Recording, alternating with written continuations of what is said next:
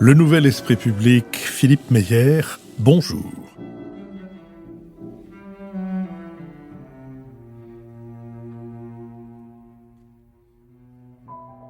Bonjour et merci de nous avoir rejoints pour ce nouveau Nouvel Esprit Public au cours duquel nous allons tenter d'éclairer certains aspects de l'actualité.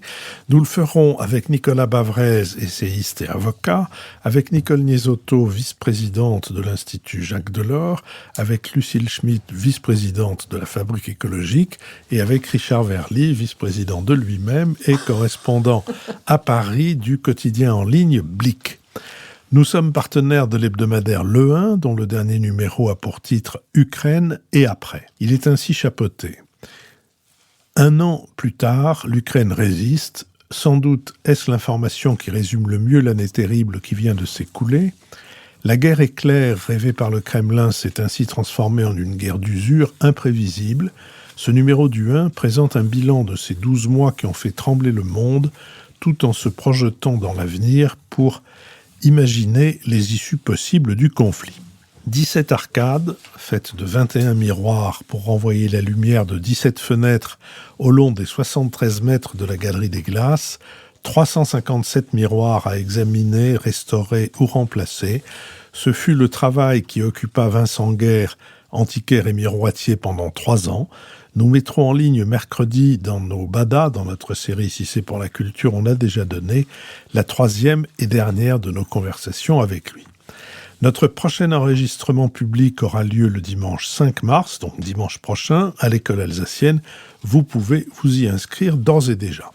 Enfin, vos contributions sont notre indépendance. Merci à celles et ceux qui l'ont compris et manifesté, et bienvenue à ceux et celles qui vont les rejoindre. Je vous propose que nous commencions par nous intéresser à la Turquie après le séisme. Le 6 février, 2 séismes de magnitude 7,8 et 7,5 ont secoué le sud de la Turquie et une partie de la Syrie voisine. Si on recense aujourd'hui plus de 45 000 morts, leur nombre pourrait être de 100 000. À la croisée de 3 plaques tectoniques, la Turquie a connu depuis 1900 18 tremblements de terre d'une magnitude égale ou supérieure à 7 sur l'échelle de Richter. 7 habitants sur 10 vivent dans une zone sismique, soit 60 millions de personnes sur 86 millions d'habitants. L'Organisation mondiale de la santé déclare que 5 millions de Turcs sont en situation de vulnérabilité aujourd'hui et craint le développement d'épidémies. Le 20 février, 2 nouvelles répliques de forte puissance, 6,4 et 5,8, ont eu lieu dans la province turque d'Hatay, au sud du pays, déjà fortement touché. La diplomatie du séisme, activée pour la première fois après les tremblements de terre successifs qui ont frappé la Grèce et la Turquie à l'été 1999 et qui ont conduit à une amélioration des relations gréco-turques, cette diplomatie a été réactivée après ce nouveau séisme. Non seulement la Grèce, mais aussi Israël, l'Arménie, des pays qui ont en commun d'entretenir des relations plus ou moins tendues avec la Turquie, ont été parmi les premiers à proposer leur aide. En Turquie, devant la montée des critiques publiées sur les réseaux sociaux, accompagnées des appels à l'aide de familles dont les proches étaient coincés sous les décombres, le gouvernement a choisi le 8 février de couper l'accès au réseau Twitter, grâce auquel les survivants communiquaient et critiquaient le pouvoir. Des voix s'élèvent pour dénoncer 20 années de politique urbanistique désastreuse, de négligence, de corruption, de clientélisme, de népotisme et de stratégie électoraliste. La plupart des habitations turques ne sont pas construites aux normes antisismiques, malgré une loi votée en 2007, peu appliquée en raison de la corruption. Les sinistrés critiquent le manque de préparation des autorités, le retard des secours, l'absence de l'armée. Seul en Turquie a possédé les moyens d'agir dans un tel chaos. Si le président turc Recep Tayyip Erdogan a reconnu des lacunes dans la réponse apportée, il a cependant assuré qu'il est impossible d'être préparé à un tel désastre. D'aucuns rappellent que la gestion hasardeuse du tremblement de terre de 1999 près d'Istanbul par les autorités de l'époque avait favorisé l'ascension du Parti de la justice et du développement, l'AKP d'Erdogan, et favorisé son élection en 2003. En difficulté aujourd'hui dans les sondages, la popularité du chef de l'État turc est déjà mise à mal par sa politique monétaire, qui a plongé le pays dans une profonde crise économique. Alors que la chasse aux sorcières contre les promoteurs immobiliers a commencé, au vu de l'ampleur de la catastrophe, la tenue des élections législatives et présidentielles prévues pour le 14 mai pourrait être reporté. Sur cette question, Nicolas Bavrez. Les grandes catastrophes, qu'elles soient industrielles ou naturelles, sont souvent un moyen d'avoir la vérité ou d'éclairer la vérité sur un régime. Ça avait par exemple été le cas avec Tchernobyl pour l'Union soviétique. Et ce tremblement de terre, je crois, nous livre un peu la vérité de ce que c'est qu'aujourd'hui la Turquie d'Erdogan, sur laquelle je crois qu'on entretient encore beaucoup d'illusions. Alors bien sûr, ça n'est pas M. Erdogan qui est responsable de ce tremblement de terre. En revanche, il est directement responsable à la fois du nombre des victimes et surtout de l'absence invraisemblable d'organisation des secours. Donc sur les 78 millions de Turcs, il y en a 60 millions qui vivent en zone sismique. Et c'est vrai que, bien sûr, il y a une législation qui a d'ailleurs été mise en place après le tremblement de terre de 99 qui avait précisément amené Recep Erdogan et l'AKP au pouvoir en 2002. Et ce qu'on voit aujourd'hui, c'est que ce qu'on savait après les émeutes sur le parc Gazi au centre d'Istanbul, c'est que le pouvoir AKP est très profondément corrompu et intégré aux bâtiments et aux travaux publics.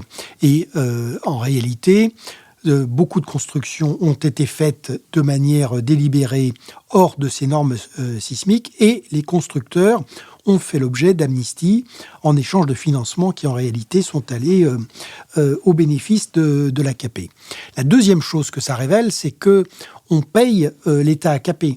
Donc Recep Erdogan a systématiquement purgé non seulement l'armée, non seulement l'éducation, non seulement la justice, mais aussi tous les services publics. Et aujourd'hui, ce qui s'est passé, c'est qu'on s'est aperçu que, quand il se passe vraiment quelque chose, il n'y a plus d'État turc. Et ce qui a été dit, c'est qu'il n'y a eu aucune organisation des secours, ni du côté civil, et pas davantage d'intervention de l'armée. Alors, ce qui pointe derrière, c'est effectivement le vrai état de la Turquie. Donc, elle s'apprête à célébrer les 100 ans de la fondation de la République par Mustafa Kemal. Et c'est une république qui est une république en sursis après les 20 ans de pouvoir de Recep Erdogan. On l'a rappelé, l'économie est sinistrée. Officiellement, l'inflation est à 86%. En réalité, elle est à 190% par an. Donc, la population est ruinée. La livre est complètement effondrée. Le pays est surendetté et en devise extérieure. Par ailleurs, plus l'économie se dérobe et plus le régime se durcit. Alors, on l'a vu avec l'idée alors même qu'il n'y avait que les réseaux sociaux qui permettaient aux gens de communiquer. Et donc, la réaction de Recep Erdogan, ça a été de couper Twitter pour empêcher les gens de témoigner de ce qu'ils vivaient. Accessoirement, on les empêchait de faire le peu qu'ils pouvaient essayer de faire pour se sauver.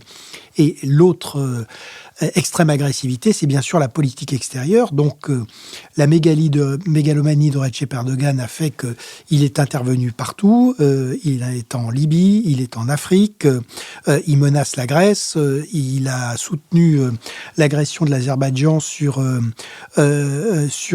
l'Arménie.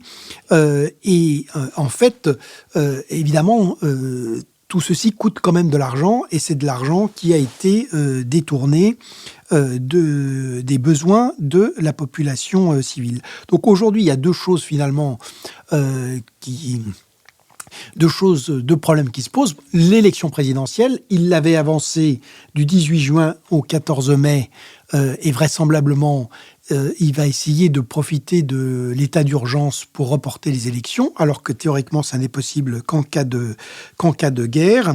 Et la deuxième question, c'est quelle politique vis-à-vis d'Erdogan. Donc je crois que l'incroyable mollesse dont on a fait preuve avec lui à l'OTAN, où il a créé un chantage sur l'entrée de la Suède et de la Finlande, sur ce qu'il a fait en Syrie, où systématiquement il assassine assassine et détruit les Kurdes, qui sont ceux qui nous ont aidés à nous débarrasser de l'État islamique, ce qui fait d'ailleurs que maintenant l'État islamique est en train de renaître au Levant, la déstabilisation de l'Afrique, tout ceci doit maintenant s'arrêter. Mais à l'inverse, il faut continuer à avoir un lien avec la société civile turque. Et de ce point de vue-là, c'est quand même très dommage que aucun dirigeant de l'Union européenne ne se soit déplacé après ce séisme. Donc, je pense que c'est à ça qu'il faut quand même réagir. Donc, arrêter avec l'espèce d'impunité d'Erdogan, y compris avec la manipulation des communautés turques en Europe, et en revanche, recréer un vrai lien avec la société civile turque et être présent dans la gestion du sinistre humanitaire. Nicole Nisotto. Oui, il est venu au pouvoir par un séisme, il repartira peut-être par un autre séisme. Ça pourrait être effectivement le résumé des conséquences de ce séisme sur le pouvoir d'Erdogan. Et dans une Turquie déjà très très mal à l'aise sur le plan économique, comme Nicolas Bavret l'a rappelé, le président est triplement affaibli par des accusations de corruption. Il avait prononcé 75 000 amnisties de bâtiments, c'est-à-dire 75 000 bâtiments qui avaient l'air pas très bien construits selon les normes sismiques. Il en avait amnistié 75 000, donc une corruption généralisée, une incurie gouvernementale et surtout une absence d'anticipation. Quand on vit sur des failles comme ça et quand on a été porté au pouvoir par un tremblement de terre, on aurait pu imaginer que le gouvernement de l'AKP soit un peu plus sérieux sur les normes antisismiques et surtout le cynisme de ce président, non seulement qui a interdit Twitter, mais qui a tardé à ouvrir la seule voie terrestre qui permet d'accéder aux populations kurdes de Syrie, enfin d'un cynisme abominable. Donc je pense qu'effectivement, il a du souci à se faire et entre les trois scénarios, il va aux élections le 14 mai, il reporte les élections de quelques mois ou il annule les élections au nom d'un état d'urgence permanent, on peut penser qu'il serait tenté quand même de cette troisième voie encore plus autoritaire, encore plus dictatoriale que les précédentes, ce qui me permet de douter du changement d'attitude de l'Union européenne et de l'OTAN à l'égard de la Turquie. Je crois que on a tellement besoin des Turcs pour refouler les réfugiés venant de Syrie, pour la politique à l'égard de Moscou et pour la sécurité du sud de l'OTAN, que je doute, même si je partage ce que disait Nicolas, je doute que et Joe Biden et l'Union européenne soient dans une attitude plus dure avec la Turquie. En revanche, ce qui me frappe, c'est effectivement l'attitude de l'Union européenne par rapport à ce séisme.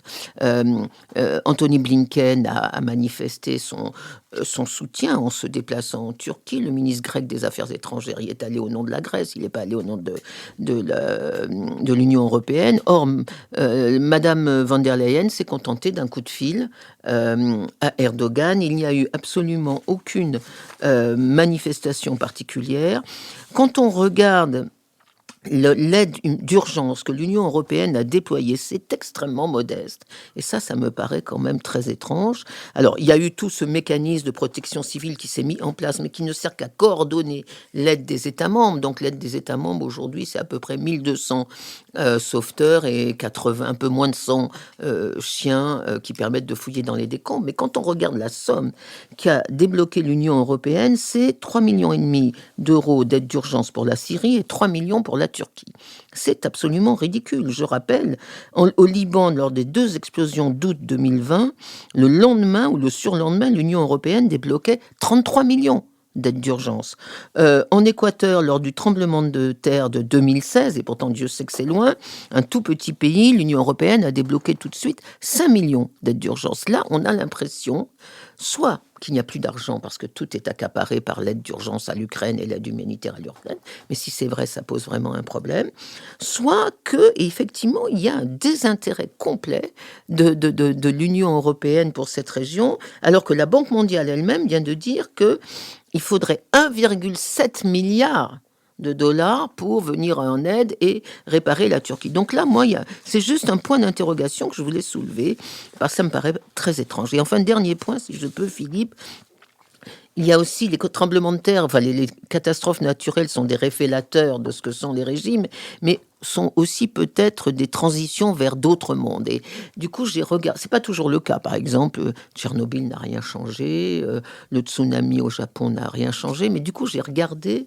le tremblement de terre de Lisbonne. Donc, c'était il y a très longtemps, la Toussaint 1755. 10% de la population est morte à Lisbonne. Ça a été la plus grande catastrophe du XVIIIe siècle. Et quand on regarde les conséquences, alors c'est quand même très intéressant.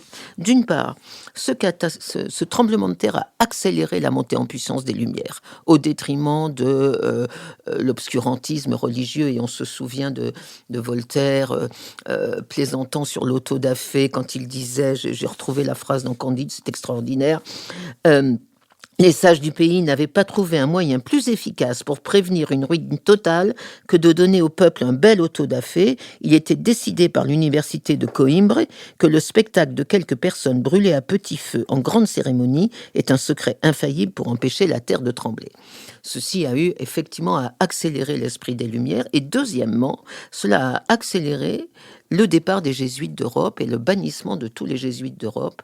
Lisbonne a été reconstruit par le marquis de Bompal qui détestait les jésuites, et 15 ans après, le pape a sorti sa bulle de bannissement des jésuites. Donc on peut penser que ce tremblement de terre aujourd'hui en Turquie pourrait avoir des conséquences peut-être sur l'importance, là je fais une analogie qui est peut-être stupide, mais peut-être sur l'importance de la religion, de l'emprise de l'islam sur ces pays. Est-ce que c'est une punition de Dieu ?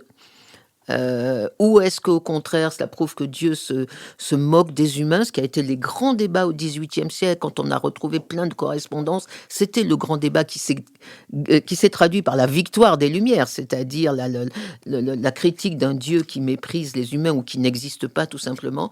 Donc on peut s'interroger sur le rôle qu'aura ce tremblement de terre, qui est quand même terrible, sur l'importance de l'islam dans la société turque. Richard Verly. Alors, je suis pas du tout sur cette ligne-là, tant pour certaines observations de Nicolas que pour celles que viennent de faire Nicole. Je pense que d'abord, on doit regarder ce tremblement de terre en Turquie avec un peu d'humilité, au sens où il y a eu aussi des catastrophes naturelles très importantes qui ont frappé des États développés, des États démocratiques, et on a vu que c'était le chaos. Je vais en citer 3 récents.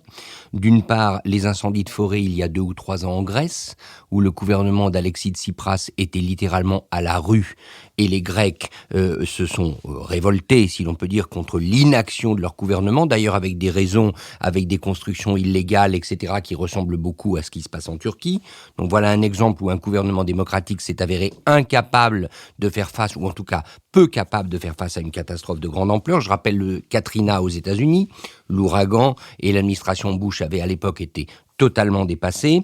Donc voilà au moins 2 catastrophes qui montrent que lorsque un séisme de cette ampleur survient, bien évidemment il y a un contre-exemple. Et là, Nicole, le contre-exemple, ce serait le Japon.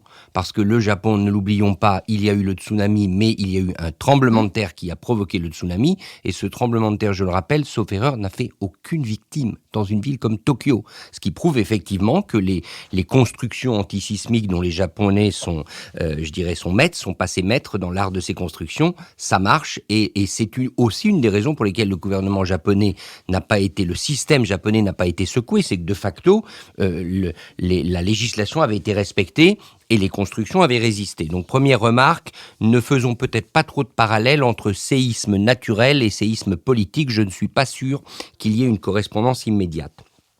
Deuxièmement, en ce qui concerne Erdogan lui-même, on voit quand même une chose, au-delà de tout ce qu'on a dit sur les yeux fermés sur la corruption, les permis de construction irréguliers, etc., c'est que l'armée turque a été complètement, je dirais, mise à bas par Erdogan. C'est-à-dire que l'armée turque, normalement, aurait dû être la force qui intervient et qui se montre sous son aspect de protection civile.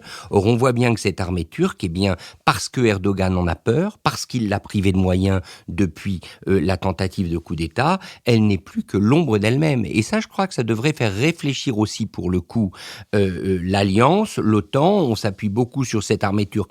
Pour être plus exact, on s'appuie beaucoup sur la présence américaine en Turquie, mais néanmoins, on voit bien que l'armée turque n'est plus du tout cette force, cet élément, cet appareil capable de faire face à des circonstances dramatiques, et là, en l'occurrence, une catastrophe naturelle. Troisième observation, alors ce que je vais dire doit être dit avec extrêmement de précaution, mais je me demande si c'est pas quand même une bonne nouvelle pour l'Europe et pour l'OTAN, cette catastrophe. En ce sens, c'est évidemment une nouvelle terrible pour les dizaines de milliers de personnes qui sont ensevelies, qui ont perdu la vie. Les observations sur le peu d'empressement de l'Union européenne à aider sont très justes, mais Erdogan va quand même devoir se consacrer en priorité à la reconstruction de son pays dans les mois qui viennent. Va-t-il ou pas différer les élections ? Ça, effectivement, on va voir. Tout l'appareil de l'AKP qui est aujourd'hui mis en cause pour les raisons qu'on vient d'évoquer va devoir, faire son boulot, ou peut-être va-t-on avoir des purges également dans l'appareil d'État. Bref, on va avoir un président Erdogan qui jusqu'à maintenant était avant tout soucieux de déstabiliser la région, ou en tout cas d'imposer sa férule sur son voisinage direct, je pense à la Syrie, qui est ramené à ses devoirs essentiels, c'est-à-dire celui de président d'un pays qui a besoin de reconstruction. Et de ce point de vue-là, ça va peut-être contribuer, à le rendre plus raisonnable, plus calme et moins porté sur tout type d'opération de déstabilisation. Donc c'est tout à fait cynique ce que je dis, mais l'affaiblissement d'Erdogan qui en résulte, pas au sens de son affaiblissement politique direct, mais le fait qu'il a maintenant une priorité à laquelle il doit se consacrer, et cette priorité, elle est intérieure, c'est peut-être une bonne nouvelle, notamment en mer Égée, où je pense que les gesticulations militaires et navales de la Turquie vont sans doute diminuer dans les mois à venir, ce qui contribuera à apaiser la situation.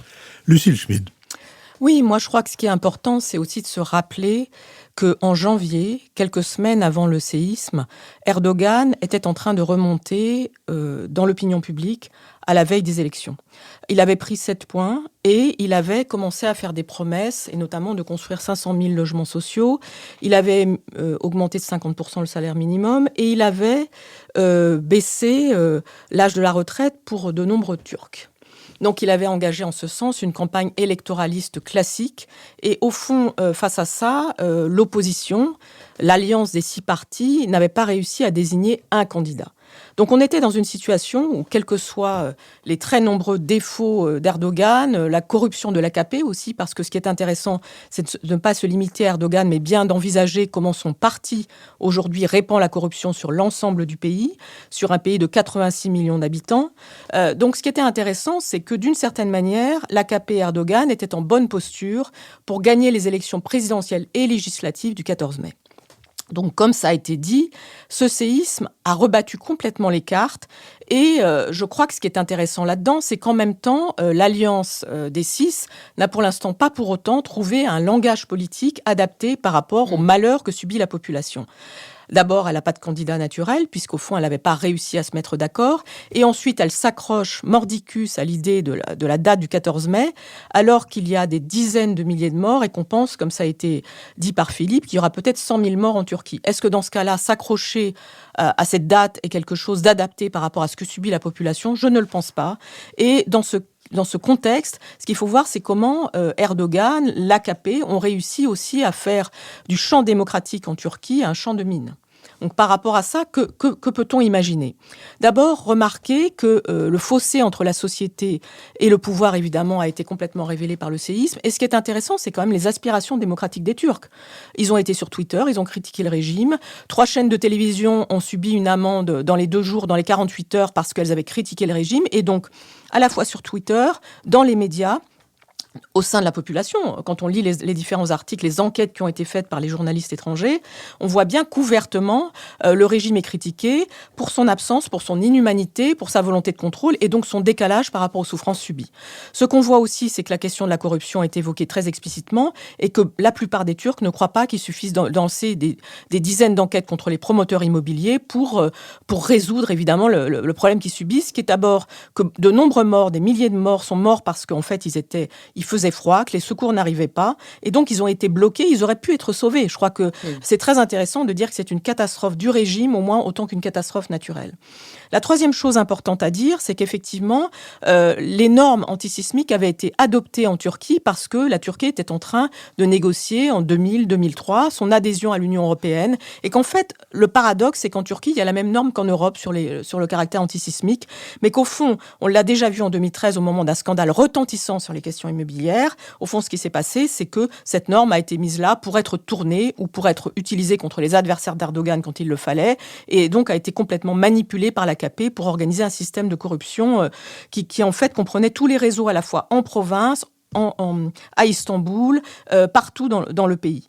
Mais rappelons-nous qu'en 2013, la mobilisation au centre d'Istanbul pour le sauvetage d'un parc était aussi une mobilisation contre la corruption immobilière. Donc ça fait 10 ans désormais que les Turcs ont devant eux, je dirais, toutes les informations nécessaires, mais qu'ils n'ont pas la réponse politique qui pourrait correspondre.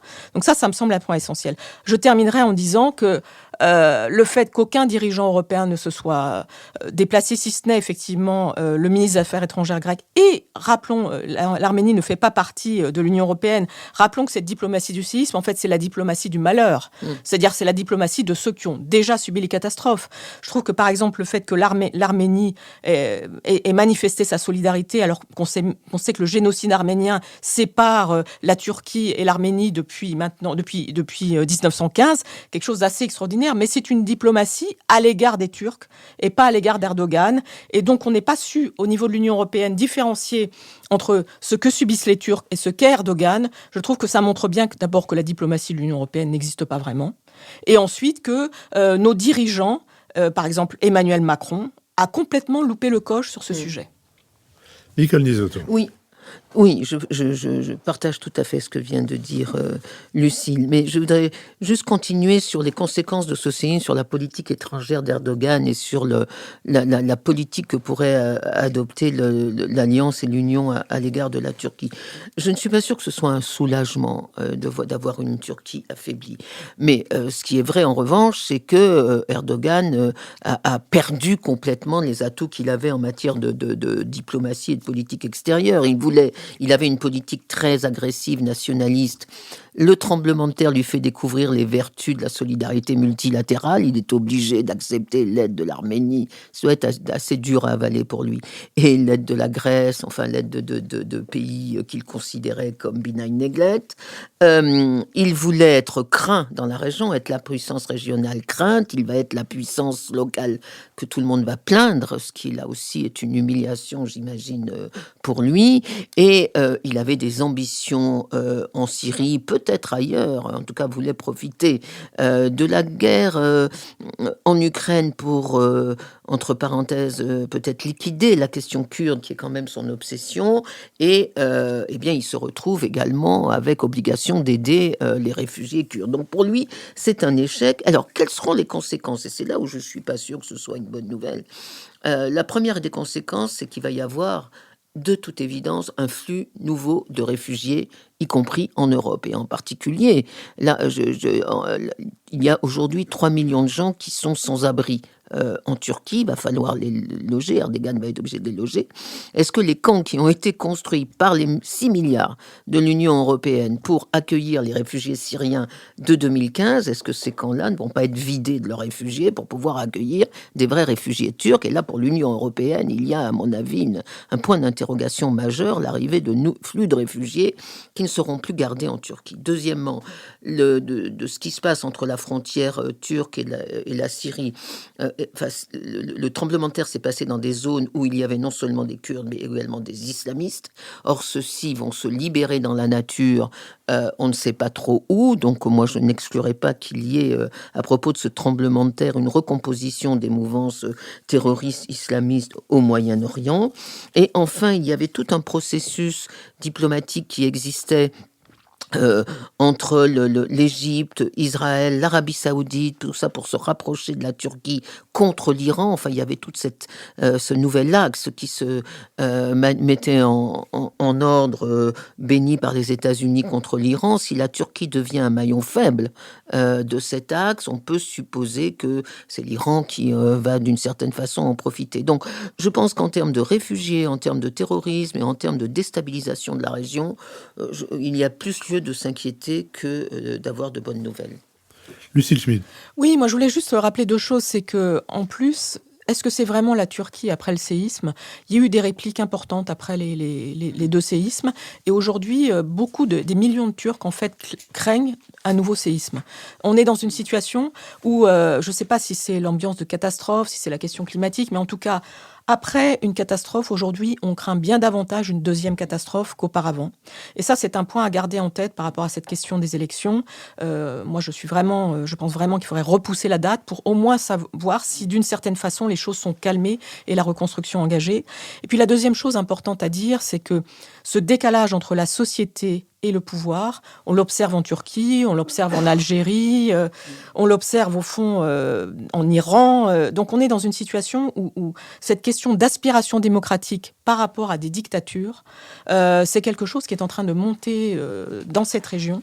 Et il n'y a pas de solution évidente, mais je ne crois pas qu'on puisse, par rapport à ce que disait Nicole sur le fait que peut-être Erdogan voudrait supprimer complètement les élections, moi, je n'y crois pas, en fait, parce que cette question d'un dictateur, mais devant une société qui aspire à la démocratie, c'est quelque chose d'important. On n'est pas en Chine. Richard Verly. Oui, les différents événements possibles que Nicole a cités sont effectivement préoccupants. Et il est certain que s'il y a une déstabilisation forte dans tous ces camps de réfugiés actuellement en Turquie, ça va avoir un impact. Maintenant, reconnaissons que l'Europe de 2023 n'est plus l'Europe de 2015-2016. Au moment de l'exode de réfugiés, c'est terrible, mais l'Europe s'est barricadée. L'Europe en est même, je le rappelle, au dernier Conseil européen, à financer des murs. Ce n'est pas la Commission européenne elle-même qui finance des murs, mais le fait est que dans les conclusions du Conseil européen, vous avez tout un paragraphe pour dire qu'il est normal de se doter de barrières pour se protéger de l'afflux extérieur de migrants, etc. Donc il y a un pays qui, à mon avis, risque d'en subir les conséquences très très fortes, c'est la Grèce, s'il y avait un afflux de migrants. Est-ce que, au-delà, ce séisme migratoire possible affecterait l'Union européenne dans son ensemble comme ça avait été le cas en 2015-2016 ? Je crois que ce ne sera pas le cas. Je vous remercie. Je vous propose que nous nous intéressions maintenant à un sujet français, un sujet domestique, comme on ne doit pas dire, celui de la droite française, et en se posant la question de savoir si elle pourra survivre à la réforme des retraites. Après la défaite de sa candidate à l'Élysée, battue avec moins de 5% des voix, suivi par la perte d'un tiers de ses députés aux élections législatives dernières, le Parti Les Républicains connaît de nouveaux déboires. Mi-janvier, son nouveau président, Éric Ciotti, dévoile l'organigramme des Républicains. À la surprise générale, il nomme 2 vice-présidents exécutifs, Aurélien Pradié, député du Lot, qui au premier tour a recueilli près du quart des suffrages des militants, et François-Xavier Bellamy, qui soutient et qui est soutenu par Bruno Retailleau, finaliste de cette élection. Le député du Lot n'a pas tardé à faire savoir qu'il n'appréciait pas de ne pas être l'unique numéro 2 du parti. Alors que les rancœurs nées de l'organigramme ne sont pas dissipées, LR doit trouver une position commune sur la réforme des retraites. Le 12 janvier, Éric Ciotti s'est mis d'accord avec le gouvernement sur un texte qu'il se flatte d'avoir substantiellement orienté, report à 64 ans au lieu de 65 de l'âge légal de départ à la retraite et accélération de la hausse de la durée de cotisation. Or, si d'un côté, la direction du parti défend une ligne de responsabilité en s'engageant à soutenir le texte du gouvernement qui a accepté ses exigences, de l'autre, les soutiens du député du Lot souhaitent ne pas endosser l'impopularité de la réforme. Pour eux, il faut avant tout reparler aux catégories populaires et s'opposer à tout texte porté par la Macronie. Aurélien Pradié dénonce notamment l'absence de prise en compte des carrières longues et réclame que personne n'ait à cotiser plus de 43 ans pour partir à taux plein. Bruno Retailleau dénonce une dérive socialisante chez l'élu du Lot. Le 14 février, 38 députés des Républicains sur 62 ont voté contre l'index senior avec la nouvelle Union populaire écologique et sociale et le Rassemblement national. Le 17 février, Aurélien Pradié est vivement applaudi par le député de la NUPES sur les carrières longues dans l'hémicycle. C'en est trop pour Éric Ciotti et nombre de députés LR. La sanction tombe le lendemain. Le patron des Républicains démet Aurélien Pradié de ses fonctions de vice-président exécutif car, je cite, ses prises de position répétées n'étaient plus conformes avec les valeurs de cohérence, d'unité et de rassemblement qui doivent guider la droite républicaine. Je refuserai toujours que la droite devienne peu à peu la béquille conciliante de la Macronie, répond Aurélien Pradier. Le texte sur les retraites, qui n'a pas pu être voté à l'Assemblée nationale le 17 février, doit arriver le 28 en commission des affaires sociales au Sénat, où les Républicains et les centristes disposent de la majorité. Les sénateurs LR devraient eux aussi poser leurs conditions, mais dans un sens de durcissement de la réforme pour le cas des régimes spéciaux. Sur cette question, Richard Verly. Je dois dire que je me suis particulièrement réjoui de venir aujourd'hui à cette émission et d'avoir à mes côtés Nicolas Bavret, dont je lis toujours dans le Figaro les papiers avec délectation, parce que Nicolas va devoir répondre à une question que je me pose: à quoi ça sert et qu'est-ce que ça veut dire d'être de droite en France aujourd'hui ? Parce que je ne le comprends pas. Pour moi, pardonnez-moi de faire référence à des pays voisins de la France, la droite a vocation à défendre l'économie, les milieux de l'économie, certes des valeurs conservatrices, mais aussi à défendre les entreprises, à être du côté des patrons. C'est quelque chose que j'attends de la droite dans un jeu politique normal des pays européens, et quand je regarde les pays qui entourent la France, ce jeu est plutôt respecté. En France, je ne comprends plus rien. C'est-à-dire que Aurélien Pradier, de facto, qui a un discours dont, si on ne savait pas qu'il était un élu des Républicains, on penserait qu'il est d'une autre formation politique. Alors peut-être a-t-il raison ou tort sur l'orientation électorale et sur les bénéfices que ça va produire, mais franchement, si on ne savait pas qu'il appartenait à ce parti, on ne pourrait pas le deviner. Éric Ciotti, dans une vie antérieure, c'est-à-dire avant son accession à la présidence des Républicains, tenait un discours qui ne le différenciait presque pas d'Éric Zemmour et du Rassemblement national. Donc là aussi, s'il n'y avait pas l'étiquette, on ne pouvait pas dire qu'il était d'une autre droite. Donc, première question, moi je ne comprends pas. Et cette réforme des retraites, alors on parlait tout à l'heure du séisme en Turquie, eh bien voilà le séisme pour la droite française. Elle est incapable de ramasser les morceaux, alors que normalement elle devrait, sur un sujet comme ça, avoir un discours cohérent. Deuxième observation, c'est évidemment le Sénat qui va arriver. On peut attendre du Sénat qu'il réveille la droite. Finalement, c'est là que la droite va se révéler telle qu'elle doit être. On s'attend à un examen plus paisible qu'à l'Assemblée nationale, à une copie qui, une fois corrigée, permettra à la droite de l'Assemblée nationale, c'est-à-dire aux républicains, aux députés républicains, de peut-être reprendre un peu de vigueur. Mais au fond, il y a deux questions qui sont posées sur cette formation politique qu'on appelle toujours la droite. Moi, dans mes articles, je l'appelle la droite traditionnelle, mais j'avoue que je manque un peu même de vocabulaire pour la décrire. La première question, c'est: va-t-elle, comme Emmanuel Macron l'espère, devenir un appendice de sa majorité, quitte à ce que lui fasse des concessions peut-être importante en termes de recrutement de personnalités au sein de son gouvernement ou d'orientation politique. Donc va-t-on vers une giscardisation de la Macronie, en quelque sorte, finale, sachant qu'il est sur cette pente depuis quand même pas mal de temps.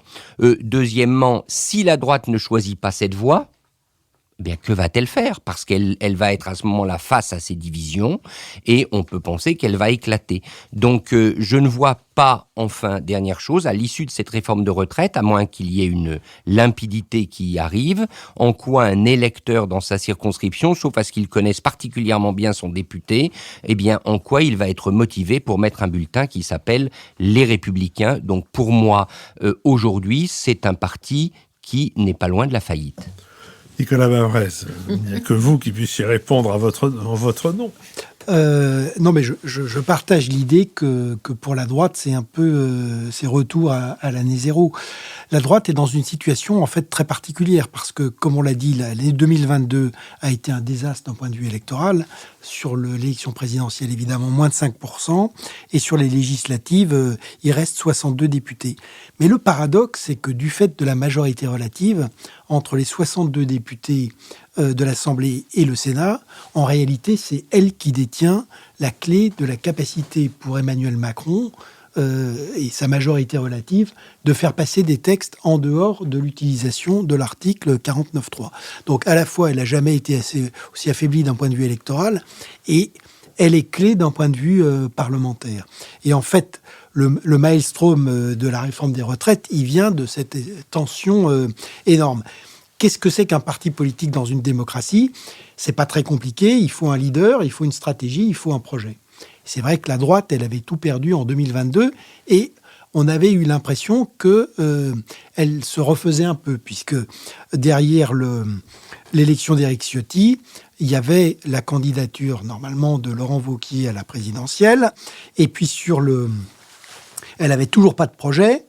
Mais en termes de stratégie, il y avait l'idée quand même de se reconstruire comme parti de gouvernement entre Renaissance d'Emmanuel Macron et puis le Rassemblement national. Et effectivement, l'examen de la loi sur les retraites a tout fait exploser. Alors, il y a sûrement une erreur de la part du gouvernement, c'est d'être parti...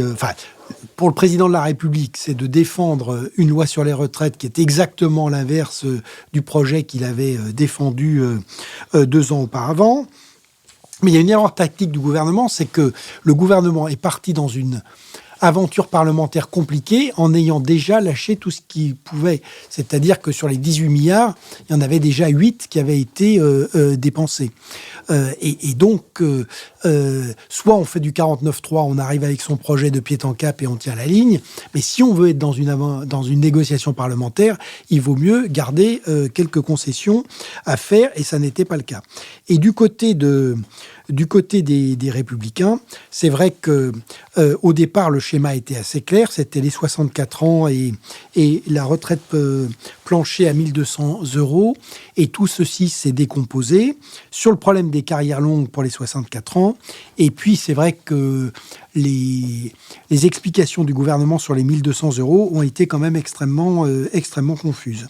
Donc ça aboutit effectivement à un double désastre. Donc un problème de ligne, c'est-à-dire que entre la droite sociale et le pseudo-parti de gouvernement, c'est le grand écart. Et puis évidemment, un problème personnel avec une montée et puis l'explosion des tensions entre Éric Ciotti et Aurélien Pradié. Donc finalement, au bout de tout ça, la droite se retrouve en fait sans leader, parce que la guerre des chefs maintenant est repartie, mais entre Wauquiez et Xavier Bertrand, qui en fait est le avance masqué derrière Aurélien Pradié. Il y a évidemment encore moins de stratégie. Est-ce qu'on fait l'union des droites? Est-ce qu'on reconstitue un centre droit, une droite conservatrice comparable aux autres pays développés? Évidemment, il n'y a toujours pas de projet. Derrière, il y a 3 choses qui sont au-delà, j'allais dire, du problème immédiat de la droite. C'est d'abord le naufrage du Parlement, qui est quand même dans la décomposition des institutions. La réforme des retraites, entre le président qui gouverne au lieu de présider, le gouvernement qui débite des éléments de langage au lieu de gouverner, le Parlement qui n'est capable ni de voter la loi, ni de débattre, ni de contrôler le gouvernement, il y a quand même un moment où la Ve République va rentrer dans une zone dangereuse. Et puis la deuxième chose, c'est que pour Emmanuel Macron, c'est que ce qui se passe là montre que non seulement il est en majorité relative, mais en réalité, cette majorité relative, c'est une minorité. Et ça pose un énorme problème pour tout ce qui ne sera pas les textes budgétaires et les autres textes à venir. On pense à l'immigration, on pense à la fin de vie, on pense même à la loi de programmation militaire, voire la révision de la Constitution. On voit très mal comment tout ceci serait possible après ce qui s'est passé. Lucille Schmid. Oui, moi, ce que je pense important à rappeler, c'est aussi qu'un projet de réforme des retraites, c'est un texte ultra technique et en même temps, évidemment, un texte ultra politique, puisqu'aujourd'hui, on nous dit que, 80% des Français seraient contre cette réforme. Et le fait que ce soit à la fois très technique et très politique, ce qui permet de faire l'appel au peuple en permanence, mais aussi de mettre un gouvernement qui me semble ne pas avoir assumé suffisamment la connaissance technique du dossier en difficulté devant les Français dans le cadre d'un débat qui est beaucoup plus suivi qu'avant. Je crois qu'LCP a explosé, la chaîne parlementaire a explosé ses audiences. Donc il y a quelque chose, effectivement, de l'ordre d'un piège entre le caractère ultra-technique et le caractère ultra-politique. La deuxième chose qui me semble importante, c'est que le gouvernement, sans doute, avait imaginé qu'il avait en face de lui un groupe parlementaire des 62 députés de LR, qui était un vrai groupe. Et de fait, Olivier Marleix, le président du groupe, ne maîtrise pas son groupe. Et il y a à la fois Éric Ciotti dans le groupe, et puis Aurélien Pradié, les deux du premier tour. Et puis, au Sénat, on a Bruno Retailleau, qui a été donc le finaliste de cette primaire. Et donc, la vérité, c'est qu'on a assisté avec stupéfaction au fait qu'Élisabeth Borne passait son temps à répondre aux demandes d'Aurélien Pradié. et non pas d'Olivier Marleix comme président du groupe qui est apparu complètement effacé, ce qui n'est pas le cas au Sénat, puisqu'on le sait, là, Bruno Retailleau tient le groupe et que depuis déjà plusieurs années, chaque année, les sénateurs LR votent en fait une déclaration disant il faut réformer le système des retraites qui correspond à peu près mot pour mot à la réforme qui va être présentée. Donc c'est une sorte de paradoxe, c'est-à-dire que la réforme que nous présente le gouvernement est en fait la réforme des députés LR du Sénat, mais pas celle des sénateurs LR, mais pas celle des députés LR à l'Assemblée nationale. La troisième chose importante à dire, me semble-t-il, c'est que quand on a fait moins de 5% à l'élection présidentielle, la première chose à faire par rapport aux questions que posait Richard, c'est certainement de chercher où est son électorat. Et de ce fait, de mener peut-être une introspection, des questionnements, etc. Les jeunes députés LR qui sont autour d'Aurélien Pradié, ou les moins jeunes d'ailleurs, sont élus de circonscriptions rurales et non pas de circonscriptions des grandes agglomérations. Et la question que posait Richard sur la droite et la gauche, et comment est-ce qu'on est de droite en France, c'est aussi de s'intéresser à ce qui se passe dans la ruralité, à ce qui se passe lorsqu'on a été traversé par l'épisode des Gilets jaunes qui a alimenté plutôt le RN, et à ce qui se passe lorsque on se sent abandonné, lorsque les services publics disparaissent, etc. Un jeune député comme Aurélien Pradié, élu du Lot après avoir battu son instituteur et dans un département uniquement de gauche, est un député qui est par nature, par territoire, est au fond traversé par des interrogations. Je ne sais pas si elles sont de gauche, mais elles sont du territoire.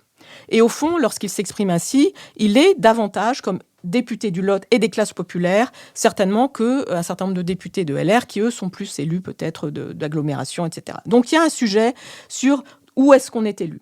Et puis, me semble-t-il, il y a effectivement, ça a été rappelé, la question de la façon dont Éric Ciotti, lorsqu'il est élu à la tête des LR, au fond dit explicitement « Moi, je roule pour Laurent Wauquiez ». Et c'est donc Laurent Wauquiez qui sera notre candidat à la présidentielle en 2027. C'est quelque chose d'assez contestable. Je vous rappelle qu'on est au début 2023 et que de ce fait, au fond, quelque chose se joue autour de la candidature des LR à la présidentielle, avec l'idée qu'il faudra faire beaucoup plus de 5%, voire avoir repris d'ici 2027 le statut de parti de gouvernement. Et en ce sens, ce qui est en train de se passer pose ces questions implicitement, ça me semble important. Ce qui est dommage de la part du gouvernement et d'Emmanuel Macron, c'est de ne pas avoir compris que compte tenu de la situation de la droite, ces questions ne pouvaient pas ne pas être posées. Nicole Nisotto. Oui, alors moi je ne pense pas que la question des retraites ait tué la droite, parce que la droite s'est elle-même désagréger en 2017 avec l'affaire Fillon. Il faut quand même pas l'oublier. Elle a subi depuis une lente mais certaines dégringolades électorales, je rappelle les chiffres. En 2017, François Fillon fait quand même 20,1% des voix à la présidentielle. Là, en 2019, 2 ans après, les Républicains font 8,48. Au présidentiel de 22, Madame Pécresse fait 4,78, ce qui leur donne 50% de députés en moins que ce qu'ils avaient auparavant, c'est-à-dire 62 députés. Et donc, la dégringolade, elle n'est pas due aux divisions de la droite sur la question des retraites. La question des retraites n'a fait que mettre en valeur le fait que ce parti n'était pas un parti, était un amoncellement de tendances qui voulaient sauver leur siège de député. C'est exactement la même chose qui s'est passé à gauche. Je crois qu'à ce niveau-là, la question de Richard, qu'est-ce que c'est qu'être de droite aujourd'hui? On peut poser la même question, qu'est-ce que c'est que la gauche aujourd'hui? C'est exactement la même déconfiture. Deuxièmement, quelles sont quelles conséquences peut-on tirer de cette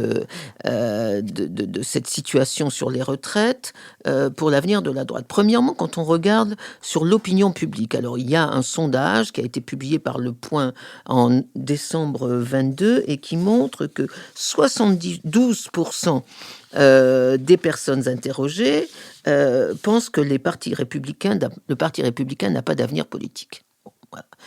72% sondage Le Point. Deuxième conséquence, non pas sur les électeurs, mais sur les personnes. Alors effectivement, Éric Ciotti était l'arbre qui cachait la forêt Wauquiez.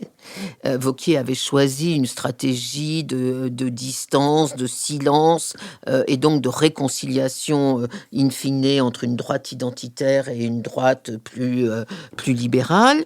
L'échec de Ciotti va obliger Wauquiez à sortir du bois. il va être obligé de prendre la parole, de dire quelque chose. Il ne peut pas rester comme ça dans un silence protégé par Ciotti. Or, en sortant du bois, il va effectivement rencontrer Xavier Bertrand. Et ce qui est assez intéressant, c'est qu'on va se retrouver exactement dans la situation où on était avant les primaires à droite, où Bertrand a été lamentablement battu, mais quand même, on va se retrouver avec deux piliers de la droite qui sont non pas, à mon avis, Pradier et autres, mais Xavier Bertrand évoqué. Et dernier point sur la stratégie. Je crois que l'échec de la droite, l'échec de Ciotti ici rend inévitable un débat sur la stratégie que tous les républicains veulent éviter, parce que ce débat, il va les mettre devant la seule possibilité qui existe aujourd'hui, à mon sens, pour eux de garder leur poste, le peu de postes qu'ils ont, c'est l'alliance des droites. Aujourd'hui, personne n'est pour, dans les Républicains. Seul Zemmour, à l'extérieur des Républicains, prônait cette alliance des droites contre la stratégie des Républicains, qui est plutôt l'alliance des centres, si on peut dire, des centres droits. Mais je crois inévitable qu'après cet échec magistral de la présidence Ciotti, le débat sur l'alliance des droites sera posé, alors peut-être pas publiquement, mais au sein des LR. Je vous remercie. Je vous propose que nous constations que nous sommes arrivés à notre dernière séquence, la séquence des brèves, que je voudrais ouvrir en signalant la parution aux éditions Finitude du seul roman de Jean de la Ville de Miremont, mort au chemin des Dames dans les premières semaines de la Première Guerre mondiale, et dont le nom nous est un peu connu comme poète, auteur du recueil posthume L'Horizon chimérique, qui inspira Gabriel Fauré et Julien Clerc. Vaisseau, nous vous aurons aimé en pure perte. Le dernier de vous tous est parti sur la mer. Le couchant emporta tant de voiles ouvertes que ce port et mon cœur sont à jamais déserts. Je suis de ceux dont les désirs sont sur la terre. Le souffle qui vous grise emplit mon cœur d'effroi. Mais votre appel au fond des soirs me désespère, car j'ai de grands départs inassouvis en moi. Le roman de Jean de la Ville de Miremont, Les Dimanches de Jean Désert, a pour héros un figurant de la vie, un être naïf et conformiste, qui n'a aucun départ inassouvi en lui. Un employé au ministère de l'encouragement au bien, direction du matériel, et au bureau comme dans la vie, il ressemble, nous dit l'auteur, à ces choristes des théâtres d'opéra qui, tout en songeant à leurs affaires personnelles, ouvrent la bouche en même temps que les autres pour avoir l'air de chanter avec eux. Cyril Pirou, dont la thèse porte sur la figure littéraire du rond de cuir, parle à propos des Dimanches de Jean Désert de l'art de faire un livre sur presque rien. Jean de la Ville de Miremont maîtrise cet art doux amer, et les spirituelles illustrations de Christian Callot, qu'il a réalisées pour cette édition de Finitude, ont la même saveur. Richard Verly. Cette émission est enregistrée le 24 février, jour que l'on sait important puisqu'il marque le premier anniversaire du déclenchement de la guerre en Ukraine. Et je voudrais recommander un livre de l'historien Michel Bernard chez Perrin qui s'appelle « Hiver 1812, retraite de Russie ». Michel Bernard s'est fait une spécialité de raconter les guerres napoléoniennes, je dirais de l'intérieur, c'est-à-dire il se met dans les troupes de l'empereur à travers des personnages qui ont écrit des journaux, des mémoires, dont il a récolté l'essentiel et il nous refait le film en quelque sorte. Et ce qui est frappant, c'est le récit de ce face-à-face entre finalement la vision qu'on pourrait qualifier aujourd'hui occidentale de Napoléon, qui se heurte à ce mur russe, à ce mur slave, qui est à l'époque celui de l'Empire tsariste. Et je voudrais juste citer, nous sommes en septembre 1812, Napoléon va vers Moscou, et vous savez qu'il arrivera à Moscou, que la ville sera ensuite incendiée et que la retraite de Russie sera terrible. Mais où commençait l'Ouest, où commençait l'Est, et que faire de la Pologne? Les Anglais n'avaient guère eu besoin de manœuvrer, les Russes battus 2 fois à Austerlitz puis à Friedland, momentanément résignés, avaient souscrit à la paix napoléonienne par nécessité, sans conviction. Les inquiétait la renaissance éventuelle d'un État polonais ragaillardi sous l'aile française et le coup du blocus continental pour leur fragile économie, tout en s'étonnant, avec une fausse candeur des protestations et mises en garde de ses partenaires, la Russie incorporait de nouveaux contingents de soldats, les équipait et concentrait ses divisions, la guerre couvait. C'est un portrait aujourd'hui, si vous remplacez Pologne par Ukraine, exactement de ce qui s'est passé le 24 février 2022. Lucille Schmid. Sur un tout autre sujet, moi je voulais recommander d'aller voir l'exposition de Fess Ringgold qui est au musée Picasso, qui est une première rétrospective en France de cet artiste qui a accompagné les Black Panthers et qui a eu une grande exposition à New York il y a l'année dernière, je crois. Alors là, pour des raisons de place, il y a seulement une 50aine d'œuvres et on se dit d'ailleurs qu'il aurait mieux valu, d'une certaine manière, installer ça à Beaubourg. Mais c'est assez remarquable, c'est-à-dire que Fess Ringgold, elle se forme à New York, quand en fait il est interdit aux femmes de se former aux arts, donc elle va faire l'éducation artistique, mais elle va rencontrer des peintres qui vont l'aider à apprendre la peinture et le dessin. Et c'est un voyage en Europe, en Italie et en France qui va lui permettre de prendre son envol.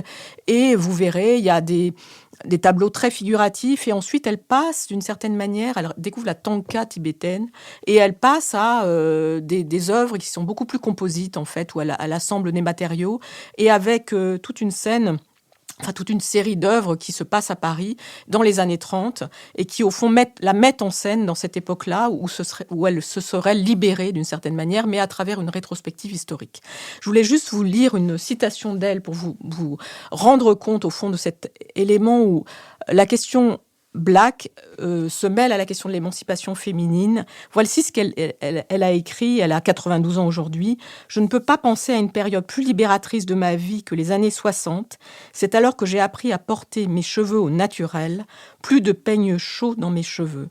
Black is beautiful, Black pride and Black power en un seul geste. » Je trouve ça extraordinaire, cette façon dont elle se réfère à ses cheveux, à son corps, pour porter cette espèce d'ambition artistique et politique. Nicole Nisotto.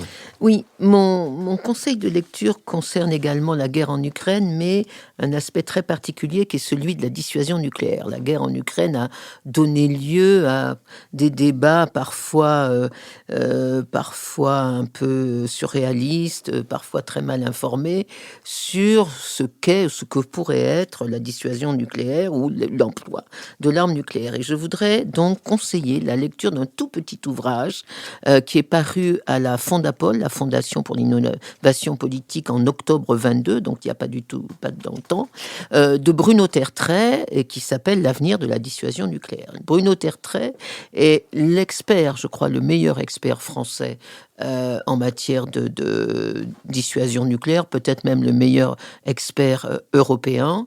Et il a eu d'ailleurs plusieurs prix. Il a eu le prix du livre de géopolitique pour un livre qu'il avait écrit en 2016 avec Jean Guinel du Point, qui s'appelait Le président et la bombe, qui était un livre formidable où il racontait comment les différents présidents de la Ve République ont illustré cette formule de Mitterrand, la dissuasion c'est moi. Et donc là, il a fait ce gros article ou petit livre à la Fondation pour l'innovation politique, qui est accessible en ligne gratuitement, dans lequel il y a absolument tout.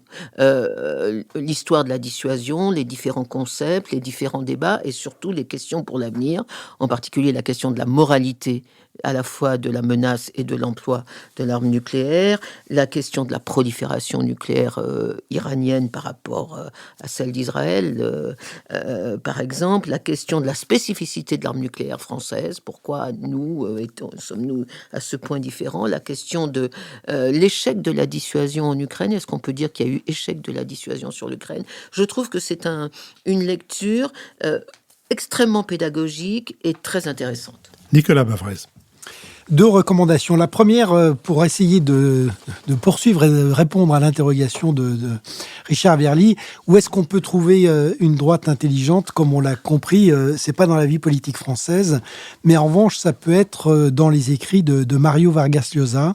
Et je voulais recommander son autobiographie intellectuelle qui s'appelle L'appel de la tribu, qui est aussi son panthéon intellectuel, c'est-à-dire comment il est passé du marxisme au libéralisme à travers 7 grandes figures, mais 2 figures françaises, Adam Smith, José Ortega y Gasset, Friedrich von Hayek, Karl Popper, Isaiah Berlin, et 2 Français, Raymond Aron et Jean-François Revel. Et la deuxième recommandation, ce serait pour aller voir le film de Spielberg, The Fabelmans, qui est, à mon avis, extrêmement réussi. C'est un film très, très personnel qui montre un peu l'enfance d'un cinéaste, comment à la fois se construit sa curiosité à partir de la vision du fameux accident de train qui reproduit chez lui, mais aussi à travers la vie familiale et la séparation de ses parents. Et il montre d'une certaine manière comment le cinéma peut parfois être plus vrai que ce qu'on voit. Et on sait que c'est le privilège des grandes œuvres. On comprend mieux finalement la guerre de 14 et la révolution bolchevique dans Solzhenitsyn que dans les livres d'histoire. Et là, la fable de Spielberg nous montre que parfois le cinéma peut aussi être plus vrai que l'histoire. Oui, ça se termine sur quasiment une autre femme, qui est la rencontre de Spielberg avec John Ford, et où John Ford, il l'a raconté 50 fois, Spielberg, mais là on la voit, John Ford lui dit « Mets-toi devant le tableau, qu'est-ce que tu vois ?» Alors il décrit le tableau. « Non, je te demande pas ça. Où est l'horizon ? En bas, dit Spielberg. Mets-toi devant l'autre tableau, qu'est-ce que tu vois ?» Il recommence à décrire. « Mais non, où est l'horizon ? En haut. » Et John Ford lui dit « Quand l'horizon est en bas, tu vois, c'est intéressant. Quand l'horizon est en haut, c'est intéressant. Quand l'horizon est au milieu, c'est embêtant. » Nous vous attendons la semaine prochaine à l'École alsacienne, dimanche. Vous pouvez vous inscrire dès aujourd'hui. Et je remercie Sophie Jacquin, avec qui cette émission a été préparée, Benoît Carré, qui va en assurer le compte-rendu analytique, le compendium, auquel vous pouvez vous abonner. Il y a d'ailleurs chaque semaine davantage d'abonnés, c'est fort réjouissant, en cliquant sur notre site à la rubrique, sur le lien Lisez-nous, Nicolas Tourneau qui veille à ce site précisément, Olivier Magloire qui veille à la plateforme et qui répond aux questions que vous vous posez, Mathéo Gillet qui a enregistré cette émission pour le studio L'Arrière-Boutique, Julien Neuville qui l'a produit et qui en même temps cherche pour nous quelques petits sponsors qui de temps en temps font de la réclame au début de cette émission, et Julien Neuville qui dirige Nouvelles Écoutes. Je vous donne donc rendez-vous dimanche prochain à l'École alsacienne pour un nouvel Esprit public.